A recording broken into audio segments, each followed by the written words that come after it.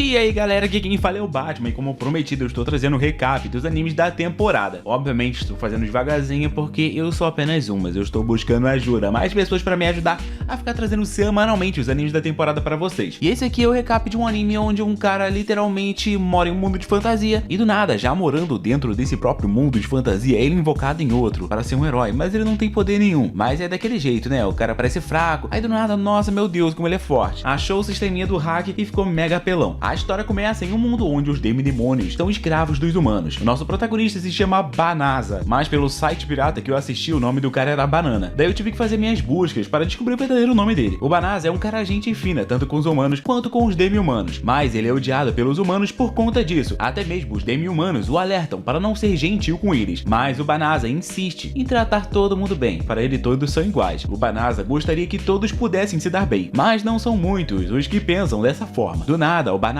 é convocado em outro mundo, onde lhe dizem que ele é um candidato a herói. Ele está no reino mágico de Krillode, e esse reino está no meio de uma batalha contra o exército das trevas. Por isso, o reino tem convocado heróis com bastante potencial de outros mundos, na esperança de que eles possam lutar contra o exército das trevas por eles. O primeiro curso após invocar um herói é avaliar as habilidades. Após serem convocados para o mundo deles, os candidatos a herói retornam ao nível 1 e recebem bênçãos divinas dos seus deuses. Esses são poderes que nenhuma pessoa comum pode adquirir simplesmente por meio de treinamento. E nesse mundo, todos chamam isso de revelação divina. Felizmente, o Banasa acaba sendo capaz de ler o idioma desse lugar, mas todos ficam horrorizados quando descobrem que o Banasa não recebeu uma revelação divina. Suas estatísticas são simplesmente as de uma pessoa comum. O próprio Banasa havia dito isso, mas para todos, isso é incrivelmente decepcionante, e os invocadores consideram isso um fracasso. O Banasa tentou dizer a eles que ele é apenas um comerciante, mas ninguém quis acreditar. Então ele diz que agora eles simplesmente podem mandá-lo de volta. No entanto, nesse momento todos estão admirados com um candidato diferente. Sim, alguém apareceu com poderes dignos de um herói lendário. Tudo no 999. Todos correm para esse cara. Afinal de contas, o 999 é um número bem chamativo. Eles o consideram o seu salvador e imploram para que ele lute por eles. Enquanto isso, Banasa estava ali apenas querendo voltar para sua casa, mas as suas palavras não foram ouvidas. Ele tenta pensar em uma maneira de fazer com que todos o mandem para casa, mas o rei está ocupado demais, babando as bolas do novo herói deles. Algum tempo depois, o Banasa é colocado em uma carruagem e ele está sendo levado para algum lugar. E voltando no tempo, vemos o rei dizendo ao Banasa que o portão de convocação foi fechado e eles não podem mandá-lo de volta para casa. O reino reconhece que a culpa é deles e por isso eles farão uma compensação. Ao invés de simplesmente se livrarem do Banasa, eles permitirão que ele viva uma vida tranquila, como um mendigo em uma floresta do norte, onde ele poderá viver o resto de sua vida inútil sendo um desabrigado. E a única condição do reino é que ele não conte a ninguém sobre o erro que eles cometeram. No caminho para lá, o acompanhante do Banasa explica que ele não tem permissão para falar com ele. No entanto, o Banasa é muito simpático e consegue falar com o cara. Primeiro, Banasa pergunta ao homem se ele é o escravo do rei, mas o cara revela que nesse mundo a escravidão não existe. Não importa se você é um humano ou um demi-humano, todos são tratados igualmente. O Banasa pensa em como as coisas não pareciam tão boas no início. Ele tem as piores estatísticas e está sendo forçado a viver na floresta. E para piorar, há um exército sombrio que ameaça a humanidade. No entanto, o Banasa nesse mundo não será mais desprezado por tratar bem os demi-humanos. Então ele começa a pensar que esse mundo talvez não seja tão ruim. O Banasa acaba passando 20 dias dentro dessa carroça a caminho da floresta. Quando chegam lá, o Banasa recebe uma sacola sem fundo que tem dinheiro e comida suficiente para durar por algumas semanas. O motorista da carroça avisa que o exército das trevas está à espreita nessa floresta. Em seguida, ele incentiva o Banasa a sair dali o mais rápido possível, senão a traseira dele será queimada pelo Lorde Demônio. Quando está sozinho, o Banasa pega uma espada do seu inventário e percebe a presença de alguns slimes nas proximidades.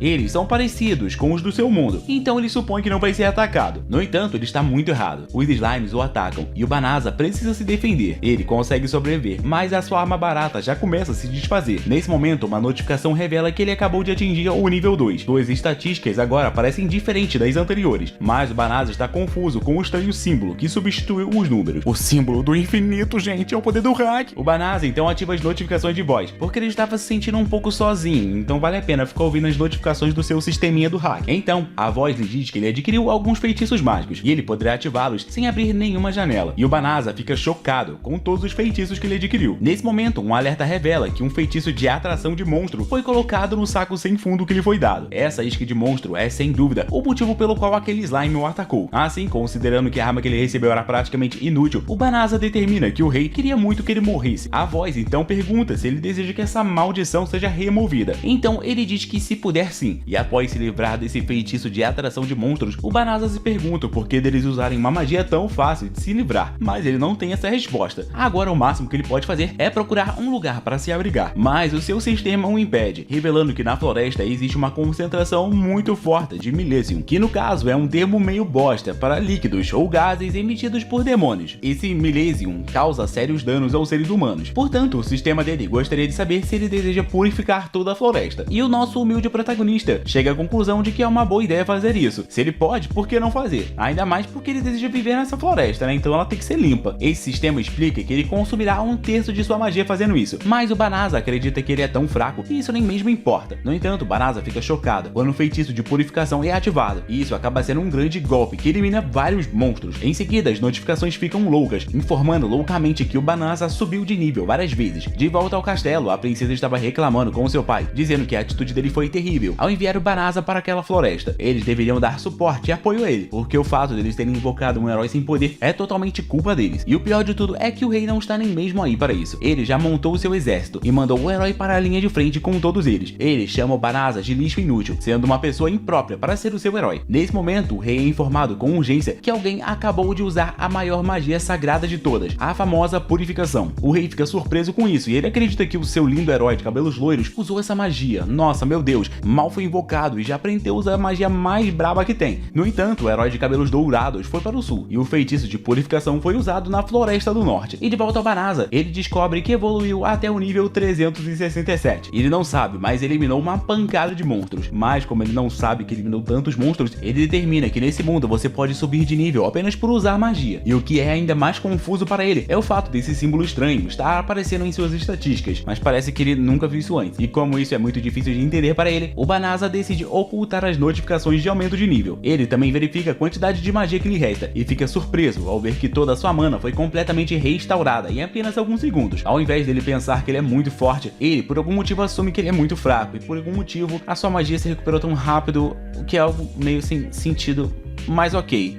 O anime é bom, guys. Logo em seguida, ele se preocupa com a possibilidade dele ainda estar em perigo, pois ele acredita que a sua magia é tão fraca que provavelmente ele não purificou a floresta tão bem. E como ele está proibido de viver na cidade, o sistema acaba recomendando que ele use a metamorfose mágica, mudando assim sua aparência, permitindo que ele passasse despercebido pela cidade. Então, o Banasa ativa essa magia. Ele tenta mudar de gênero, mas se arrepende rapidamente, porque ele ficou muito gostoso. E ele sabe que esse tipo de aparência é um perigo. Então, ele muda para uma aparência mais adequada para ele. Logo em seguida, o seu sistema recomenda que ele use a magia de teleporte, e ao ouvir sobre essa magia ele acredita que é normal as pessoas se teletransportarem nesse mundo, e usa essa magia indo para a cidade. Sim, em seu antigo mundo, o teletransporte era um feitiço que somente os feiticeiros mais poderosos podiam usar, e depois de pensar um pouco, o Banasa, com todo o seu QI de mercador, tenta se teletransportar para o seu antigo mundo, mas isso não funciona. Então ele procura uma guilda para ganhar dinheiro. Na verdade, ele queria se registrar como um comerciante, mas ele é muito novo, então ele acaba indo para uma guilda de aventureiros, pois dessa forma ele poderia caçar monstros e fazer missões aí de transporte. Felizmente, o seu sistema lhe deu as instruções perfeitas para chegar a uma guilda, e lá é explicado que os aventureiros recebem classificações com base em suas realizações. Eles podem ganhar recompensas melhores e aceitar missões difíceis à medida que a sua classificação aumenta, sendo praticamente a mesma coisa que as guildas em seu antigo mundo. Então, o Banasa decide se registrar. No entanto, ele não pode dar o seu nome verdadeiro, então ele usa o nome de Fleo. Ele agora quer ganhar dinheiro rapidamente, mas a sua classificação é muito baixa para ganhar qualquer coisa. Nesse momento, Fleo ouve uma garota dizendo que ela precisa que alguém a acompanhe até aquela floresta em que ele estava. Infelizmente, a pobre garota não tem muito dinheiro para oferecer. E para piorar tudo, ainda existem rumores de que o Exército das Trevas está mantendo a sua linha de frente nessa floresta. Por isso, ninguém está disposto a levá-la, mas ela está desesperada para ajudar a sua família que mora lá perto. Alguns aventureiros irritados acabam empurrando a garotinha para o lado. E então, o nosso personagem principal se oferece para levá-la até lá. Ela explica que não tem muito a oferecer, mas o Fleo diz que o que ela tem é o bastante. Ele já esteve nessa floresta antes e pode simplesmente teletransportá-los para lá. Todos que ouvem isso ficam absolutamente chocados, dizendo que nunca esse fracassado vai poder usar uma magia de teletransporte. Essa habilidade é muito rara e ninguém pode usar. Todos acham que ele está mentindo. Só nesse momento, o Fleo percebe que a magia de teletransporte não é uma magia para iniciantes. E isso o deixa surpreso, pois essa magia nem mesmo usou um pouquinho da sua mana. Nesse momento, um dos Cavaleiros Reais, uma garota chamada Valirosa, exige que ele se afaste da garota. Ela declara que o Fleo não parece ser um feiticeiro habilidoso o suficiente suficiente para usar uma magia tão avançada. Por isso, ela desconfia dele. O grupo dela é tão cético que todos acusam o Fleo de planejar algo desonesto com a pequena garota. E o Fleo percebe que ele não pode se dar ao luxo de causar qualquer suspeita. Então ele se oferece para levar todos com ele, usando sua magia de teletransporte. Eles vão para um lugar escondido para que ele possa usar sua magia. Mas a Balirosa o adverte para não tentar nada de engraçadinho. Então o Fleo se teletransporta instantaneamente e todos ficam chocados. O teletransporte por si só já é inacreditável, mas ele superou todos os limites, levando todos eles para um lugar muito distante. Eles se perguntam se ele é um grande feiticeiro, aqueles do mais alto nível, mas o Fleo apenas lhes diz que ele é um aventureiro novato que sabe usar um pouco de magia. Todas as garotas acabam pedindo desculpas por tratá-lo tão mal, e ele acaba ficando feliz por agora elas não suspeitarem mais dele. Nesse momento, a jovem garotinha percebe que a floresta não está mais coberta por uma espessa camada de Malicium. Então o Fleo se prepara para contar a ela o que ele fez. No entanto, as aventureiras o avisam que é perigoso informar a um demônio que ele pode usar magia de purificação, ainda mais uma magia nesse nível. O Fleo fica confuso com a menção de um demônio. Então a Balirosa e seu grupo apontam suas armas para a menina. Tudo isso porque a guilda tem suspeitado da pequena. Por isso, a Balirosa exige que ela mostre a eles a sua verdadeira forma. No início, a garotinha se mostra aterrorizada, mas logo choca a todos, revelando seu verdadeiro eu. Seu nome é Fenris e ela é a irmã mais nova dos 4 infernais. Ela libera malícia o suficiente para fazer todas as meninas se ajoelharem. E a Balirosa fica chocada, pois ela não esperava que a garota fosse um demônio relacionado aos 4 infernais. Ela pensava que seria um ogro, um goblin ou qualquer outra coisa bem fraca. Nesse momento, a Fenris fica impressionada ao ver que o Fleo não é afetado pelo malício dela. Então ela decide derrotá-lo por último. No entanto, o Fleo não deixa ela eliminar as outras garotas, mas ele sabe que não conseguirá fugir enquanto protege as 4 meninas. Então o Fleo pede para que o seu sistema teletransporte todas as garotas para longe, e ele se impressiona quando a sua habilidade realmente funciona dessa forma. O Fleo não sabe por que ele foi escolhido para vir aqui, mas ele se recusa a ser eliminado antes de atingir a verdadeira felicidade nesse mundo. Então ele decide se levantar e lutar. Ele se prepara para testar todos os feitiços que possui, e a Fênix tenta impedi-lo, mas não adianta, pois o Fleo usa um feitiço chamado Salto Meteórico para se lançar no céu. O Fleo se surpreende com sua própria habilidade e usa uma outra habilidade para se defender. A Fênix também mostra suas habilidades, mudando de local para escapar do ataque do Fleo. Ela revela ser um dos mais poderosos entre os demônios, mas o Fleo usa um feitiço gravitacional para impedi-la de se mover. A Fênix fica atônita com seu poder, e o Fleo procura desesperadamente em todos os seus feitiços algo que possa a conter. O seu sistema do hack então recomenda que ele use uma magia de subjugação para escravizar o seu alvo, permitindo que o Fleo controle pensamentos e ações da Fênix. No entanto, o Fleo se recusa a usar essa magia, pois o seu anime não é sobre isso, e ele nunca gostou desse papo de escravização no seu antigo mundo. No entanto, seu tempo está se esgotando, e a Fênix está prestes a quebrar sua magia. Ele continua tentando usar feitiços, mas o sistema da Fleo continua negando-os, e é apenas uma questão de tempo para que ela se solte, e o sistema recomenda mais uma vez que ele use a tal da magia de subjugação, mas ele se recusa novamente, porque ele acabou de chegar a esse mundo, e ele não quer trazer a corrupção do seu mundo anterior para esse atual. Nesse momento, a Fênix admite que ela não tem magia necessária para se libertar, e diz ao Fleo para acabar com a sua vida. No entanto, o Fleo se recusa a fazer isso, e explica que ele nem mesmo gosta de lutar. A Fênix fica chocada quando ele a liberta. Ela então diz que essa é uma guerra dos demônios contra os humanos, logo ele deveria eliminar. Em resposta, o Fleo explica que ele não se importa se alguém é humano ou demônio, ele apenas não gosta de sair eliminando alguém que já tenha se rendido. A Fênix fica chocada com a bondade dele e desfaz a sua transformação de fera para voltar à sua forma normal. E então o Fleo diz que ela pode ir embora, mas ele quer que ela prometa não machucar mais humanos. E como a garota estava meio que sem roupas, ele procura em sua bolsa sem fundo algumas roupas para ela, mas como a magia da Fênix está esgotada, ela acaba adormecendo. Naquela noite, o Fleo ficou lá olhando para todos os diferentes tipos de magia que ele possui. Ele pensa em como as pessoas ficaram incrédulas ao saber que ele podia se teletransportar, e o Fleo se pergunta por que dele ter uma magia tão poderosa. A Fênix acorda e se pergunta como ela pode ter perdido, mesmo sendo resistente à magia. Ela percebe que o Fleo a curou enquanto ela estava dormindo, e reflete que outras pessoas no lugar dele teriam a eliminado e arrancado a sua pele para poder vender, e o Fleo não fez isso. Então ela promete para ele que nunca mais irá lutar contra humanos, mas se precisar, né, ela vai lutar. Além disso, o Fleo demonstrou ter um poder tão imenso para ela que ela decidiu o reconhecer como seu mestre. Ela promete dedicar toda a sua vida para recompensá-lo, mas o Fleo diz que está tudo bem, ela pode ir embora. Mas ela não desiste e até se oferece para ser sua escrava de bom grado, mas o Fleo se recusa a ter escravos, e assim ela decide que se não puder servi-lo, então não há mais o que ela possa fazer em sua vida. Logo ela irá se matar. Para ela não há mais nada pelo que viver além de seguir o Fleo. Em resposta a isso, o Fleo a detém e cede ao pedido dela, permitindo que ela o siga. Um tempo depois, o Fleo conta a ela tudo sobre sobre como ele foi convocado a esse mundo. Ele não conseguiu ser o herói, porque ele não tinha habilidade o suficiente para isso. Além disso, Fleo mostra a ela como ele realmente é, e explica que não sabe o que fazer a seguir. Por isso, ele tem certeza de que ela vai se arrepender se ela começar a segui-lo. Mas ela explica que a sua raça vive exclusivamente para aqueles que eles reconhecem como seu mestre, não importa se seja humano ou demônio. A partir de agora, ela sempre será leal a ele. O Fleo mais uma vez concorda em deixá-la ficar ao seu lado, e ela fica muito feliz. No castelo, vemos o rei desapontado ao saber que o herói dourado simplesmente deixou as tropas que ele estava encarregado serem completamente eliminadas. Esse herói culpa os soldados por entrarem em pânico e explica que fez tudo o que podia para salvá-los. Dito isso, o herói vai embora, mas um soldado informa ao rei que o herói ficou sentado atrás do exército o tempo todo sem fazer nada, e quando os inimigos chegaram, ele fugiu enquanto todos lutavam, e no fim culpou todos pela derrota. As atitudes desse herói são péssimas, então algumas tropas começaram a não gostar nem mesmo de ficar perto dele. Depois disso, vemos o herói sozinho, e ele está furioso com o fato de nenhuma das suas habilidades ter melhorado, mesmo depois dele ter passado um mês inteiro treinando. Ele pode se defender de monstros fracos, mas é indefeso contra qualquer fera com habilidades de luta. Afinal de contas, ele só tem níveis altos, mas ele não tem nenhum tipo de talento especial. Nesse momento, a serva do herói chamada Tsuya chega para cumprimentá-lo. Esse cara pelo menos sabe aproveitar as oportunidades que a vida lhe dá, pois ele diz a ela para vir com ele, para que ele possa satisfazê-la com todos os luxos usando o dinheiro do castelo. No dia seguinte, o Fleo decide ir à guilda dos aventureiros para ganhar algum dinheiro, mas ainda não consegue se acostumar com a Fênix o chamando de mestre. Alguns comerciantes os confundem com um casal, então o Fleo acha que isso pode facilitar as coisas. Ele decide que a partir de agora eles vão viajar junto, fingindo ser um casal. A Fênix concorda alegremente em ser sua esposa, pois o sonho da raça dela é ter um marido mais forte. A Fleo tenta lembrá-la de que eles estarão apenas fingindo, mas é tarde demais, pois ela já está o chamando de querido. Na guilda dos aventureiros, a Fênix recebe sua própria etiqueta de aventureira, e o fato de agora ter acessórios que combinam com o Fleo faz com que a Fênix se lembre de algo. A sua raça, chamada os Lupins, realiza um ritual de casamento, no qual um casal engole os ossos de uma presa que eles caçaram juntos. Até aí tudo estava bem, todos estavam felizes, tudo estava acontecendo perfeitamente. No entanto, toda a felicidade é interrompida quando a recepcionista da guilda pergunta o nome da Fênix. A Fênix então ergue seu ego, enquanto se prepara para orgulhosamente dizer o seu verdadeiro nome, mas o Fleo a interrompe e a registra como Rhys. Depois disso, o Fleo explica que ele precisa que ela viva como uma humana a partir de agora, então ela precisa se acostumar a usar esse nome falso. Nesse momento é anunciado que a guilda tem uma missão urgente para deter alguns ursos. Esses ursos querem entrar na cidade, e os aventureiros precisam lidar com isso. Nesse exato momento, os aventureiros ficam aterrorizados, pois esses são os ursos psicopatas que destruíram o exército de heróis. E como essa é uma emergência, aventureiros de qualquer nível podem aceitar o trabalho. E para incentivar alguém a aceitar esse trampo, a guilda pagará 10 vezes o valor normal por urso. O trabalho é claramente muito lucrativo, mas o Fleo duvida que ele possa lidar com isso. No entanto, a Rhys insiste que ele pode, mas o Fleo ressalta que o verdadeiro herói não conseguiu derrotar eles. A Rhys então tem uma ideia. Ela mesma derrotará os ursos psicopatas, e isso provará como o Fleo é forte, já que foi ele quem a derrotou. O Fleo os teletransporta para a floresta, onde encontrarão os ursos, e há uma casa lá que a guilda deixou todos eles ficarem, usando aí ela como uma base na luta contra os ursos psicopatas. A Rhys tem certeza de que ela pode lidar com a batalha sozinha, mas o Fleo se recusa a deixá-la sozinha. Além disso, ele também tem alguns feitiços que ele quer testar, então a Rhys fica feliz com o fato deles irem lutar juntos. Nesse momento, eles ouvem gritos e encontram o grupo de cavaleiras diante cercadas por alguns ursos. A Rhys se lembra delas, e ela só quer ignorar os humanos fracos e patéticos. Lá embaixo, vemos que a garota fortinha está em um mau estado, mas ela ainda quer lutar. No entanto, ela só acaba em uma situação ruim, mas felizmente para as cavaleiras, os ursos são atingidos e derrubados por um ataque. Um urso perigoso permanece, mas é derrotado por Rhys. A ideia de salvá-los foi do Fleo, então a Rhys diz que ele é muito gentil. As cavaleiras estão todas agradecidas e explicam que elas estavam preocupadas com o que aconteceu com o Fleo, e o Fleo, temendo que elas descubram a verdadeira identidade da Rhys, resolve apresentá-la apenas como a sua companheira de viagem. Ela gostaria que ele a apresentasse como a sua esposa, mas eles são interrompidos por outro urso. O urso vai direto para Rhys, mas ela o derruba com apenas um olhar aterrorizante. A Rhys age como se não soubesse o que aconteceu, e o urso acena com a sua cabeça, e todos acabam presumindo que ele se rendeu. Eles decidem levá-lo como um animal de estimação, mas isso apenas choca as cavaleiras, pois esses ursos psicopatas eram ferozes o suficiente para derrotar o exército do herói. A Rhys diz que esse é um motivo ainda maior para levá-lo como animal de estimação. O Fleo gosta da ideia, mas ele não quer que esse esse urso prejudique as outras pessoas. Então o Fleo coloca uma coleira que o impedirá de se tornar selvagem e usa uma magia para transformá-lo em algo que não se destaque tanto. Logo em seguida, eles tentam pensar em um nome para o urso e as cavaleiras não conseguem acreditar no que elas estão vendo. Um homem e uma garota transformaram um urso em um serzinho fofo e estão casualmente escolhendo um nome para ele. Eu só sei que depois disso, as cavaleiras agradecem o Fleo por tê-las salvado mais uma vez e se apresentam. Além da Bela Rosa, tem a Blossom, que é a lutadora pesada, a Belano, que é a bruxa do grupo, e a garota chamada Billery, que faz alguma coisa bem inútil, não me lembro mais o que ela faz. As cavaleiras revelam a sua grandiosa vontade de que o Fleo as ensine a lutar, e o motivo pelo qual elas estão desesperadas para ficarem mais fortes é porque o herói dourado ficou furioso quando seu exército falhou, então ele declarou que nunca mais iria liderar outra força contra o Rei dos Demônios. A única maneira que ele disse que iria reconsiderar isso seria se ele encontrasse pessoas que ele pudesse confiar para servi-lo. Depois de proclamar isso, o herói se trancou em seu quarto, até a chegada do momento em que heróis fortes o suficiente viessem o ajudar. Então o rei emitiu uma ordem para todos os cavaleiros. Eles devem se dedicar ao combate, até que consigam eliminar as feras do nível do urso. As 4 não conseguem nem mesmo derrotar um único urso juntas, então elas precisam da ajuda do Fleo. O Fleo pensa em como ele nem sequer sabe como a magia desse mundo funciona, então não há chance dele ser capaz de ensinar qualquer pessoa. Mas a Riz está pensando em outra coisa, pois está com muita inveja das meninas que estão tentando chegar perto do Fleo. Então o Fleo decide dizer a todas que a Riz é a sua esposa e que ele está apenas tentando viver uma vida pacífica com ela. Ao entenderem isso, as cavaleiras recuam com a sua proposta, mas a Riz é a única a sugerir que o Fleo as ajude. Ela ressalta que, como a esposa dele, ela sabe muito melhor do que ninguém que ele é um homem muito bondoso, que não pode abandonar ninguém em necessidade. E o Fleo sabe que ele não pode realmente ensinar o que não sabe, mas se as garotas querem tanto a sua ajuda, ele vai dar o seu melhor para ser um ótimo professor. As meninas ficam muito felizes e elas têm mais um pedido. Elas precisam de um lugar para ficar e estão até mesmo dispostas a pagar um aluguel pelo canto da sala de estar deles. A Riz acha essa uma ideia fantástica, pois há muitos quartos e se as garotas ocuparem os outros quartos, ela pode muito bem compartilhar a mesma cama que o Fleo, já que eles estão casados. Depois disso, em um outro lugar, é relatado que aquele que eliminou os demônios e purificou a grande floresta demoníaca não fazia parte do reino de Clyrode. Quem fez isso foi apenas um homem e ele estava sozinho. O Lorde Demônio tomou a sua decisão e instruiu a sua subordinada a encontrar e capturar esse indivíduo a todo custo, mesmo que ela morra. Galera, se você curtiu esse vídeo, por favor, não esqueça de deixar o like, se inscreva no canal, se torne membro. Desse jeito, você me ajuda a continuar trazendo esses vídeos aqui pra vocês. Fique agora com os próximos vídeos que estão aparecendo aí na sua tela. Beijão, fui!